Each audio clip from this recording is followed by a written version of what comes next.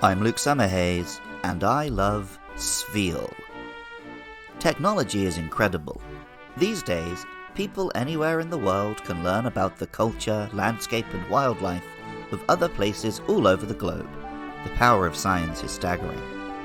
It wasn't always like this, though. In the 18th and 19th centuries, naturalists in Europe were trying to catalogue and study flora and fauna all over the world, while relying on eyewitness accounts, hand-drawn images, or the occasional taxidermied body. This is what led to the Horniman walrus. Frederick Horniman was a businessman and collector who donated his collection, and the museum that housed it, to the City of London in 1901. Pride of place in this collection went to an enormous walrus, which had been stuffed by someone who had never seen a living walrus. While the real animal's skin hangs off it in wrinkles, this walrus was stuffed completely full, inflated into an almost spherical shape. It looks incredibly funny, and serves as a useful reminder of the difference between real knowledge of a living thing and the version of it depicted in textbooks.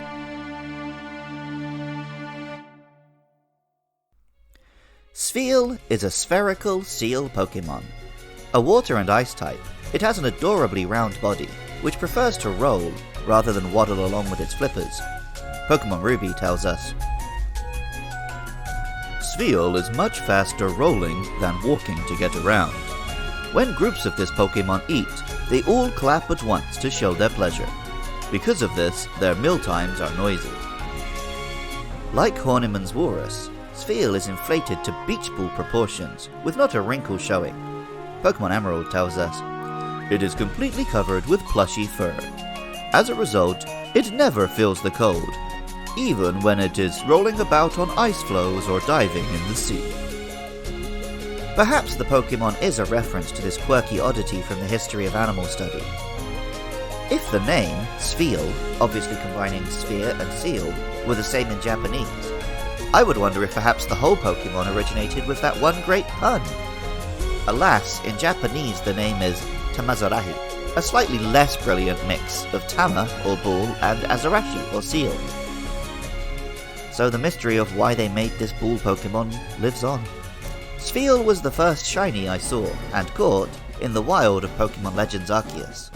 I was excited, obviously, though the feeling was diminished a little by the multiple shiny Spheals I had already acquired in Pokémon GO's Community Day. Later this year, I'll turn 32. I could grow a pretty decent mustache, but I'm still young enough that it looks kind of creepy on me. When Spheal reaches level 32 though, it can pull off a stellar tash when it evolves into Sealeo. Sealeo looks more like a real-life seal or sea lion than its prior form. The name combines seal with Leo, as in lion, connecting the Pokémon with sea lions, close relatives of seals. The Pokémon Ruby Pokédex gives us a little extra hint to another possible reason why Spheal is the shape it is. Sealeo has the habit of always juggling on the tip of its nose anything it sees for the first time. This Pokémon occasionally entertains itself by balancing and rolling a Spheal on its nose. In real-life circuses and aquariums, seals are trained to do tricks, including balancing a ball on their nose. Seals are very much dogs of the sea, and can develop similar bonds with humans. Perhaps Spheal was simply created to be a ball that Sealeo balances on its nose. Sealeo's Japanese name is even Todogla, combining Todo, sea lion, with juggler. Pokémon Sapphire tells us, Sealeo often balances and rolls things on the tip of its nose. While the Pokémon is rolling something, it checks the object's aroma and texture to determine whether it likes the object or not. Sealeo is a little less round than Spheal, though still somewhat adorable. It was through these Pokémon that I learned the favourite animal of friend of the show and composer Jonny Crow. Hello everybody, composer for the show Jonny Crow here, coming to talk to you about Spheal. And I suppose Sealeo, and to a much lesser extent Walrein. Seals are probably my favourite real-life animal. And there's no deep reason behind that. It's nothing to do with their behaviour or their personality. It's because they are squishy blobs who are cute and and I like cute, squishy blobs of animals. The cuddly toy that still is in my flat, that I have had for the longest time, is a seal pup. Presumably a heart seal pup, one of the white ones. It's a white blob with eyes, and it's squishy, and I like it. And then you have Spheal, which says, hey, seal pups aren't round enough as it is. Let's make them rounder. Genius. Spheal's really cute. Sealeo, also quite cute and blubbery. Walrein, I hate what they did with Walrein. It's obviously based around walruses, and walruses are not quite as cute as seals anyway. But yeah, if only they could have ended that line on a cute but powerful Pokemon, then it would probably be my favourite evolutionary line in Pokemon history. Alas, it is not, but Spheal is lovely and cute and rollable, and I like it a lot, and it's one of my top 3 favourite Pokemon, along with Absol, who I raved about a few weeks ago, and another one who will meet in Gen 7. Yeah, I like Spheal. It's round. It's a good Pokemon. Enjoy the rest of the show.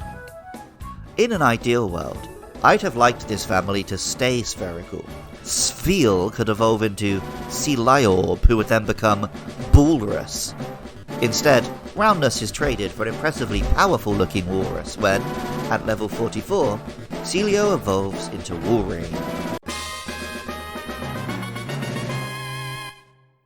Walrein is again an ice and water Pokemon, now a large and stocky walrus with big tusks and a great beard. Sea lions are not actually that much like lions, but this one has a proper mane, and the Rain in its name alludes to the lion's status as king of the jungle. Pokemon Ruby tells us, Walrein's 2 massively developed tusks can totally shatter blocks of ice weighing 10 tons with one blow. This Pokemon's thick coat of blubber insulates it from sub-zero temperatures. And Pokemon Emerald tells us, to protect its herd, the leader battles anything that invades its territory, even at the cost of its life. Its tusks may snap off in battle.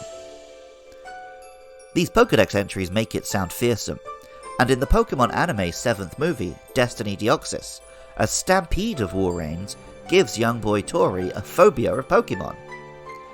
While it had middling success during the 3rd generation in which it debuted, Walrein really was something to be scared of in the competitive scene of the 4th generation. With the ability Ice Body, it could heal every turn during Hail. Combined with a huge HP pool and moves like Substitute and Protect, not to mention a tasty Blizzard attack, Walrein could conquer its foes through a battle of attrition. Sadly, the creep of higher stats and the nerfing of weather effects meant it was never quite so dominant again, though true believers have kept using it in video game competitions. This family's bright colours and Spheal's spherical shape and relationship with Sealeo bring to mind the circus, but that idea will be explored even further by Pokemon families in the 7th generation. Spheal's roundness and the other two's facial hair bring a certain goofiness a la the Horniman Walrus. Nonetheless, whatever the real origin of this weird bull Pokemon, I'm glad Walrein was able to embody some of the ferocious power of these real-life animals. Music for Luke Loves Pokemon was composed by Jonathan Crow. Artwork for the show is by Katie Groves. Writing, producing, and editing is all by me, Luke Summerhays, while funding is provided by lovely listeners over at patreon.com/podcastiopodcastius, where you can find links to the other shows my friends and I create. I love to hear from listeners with your thoughts and feelings about the Pokemon you love too. Get in touch about the next monsters, Clamperl or Relicanth, or with your thoughts, feelings, and observations about any other Pokemon over on Twitter or Facebook at LukeLovesPKMN. I love Spheal, and remember, I love you too.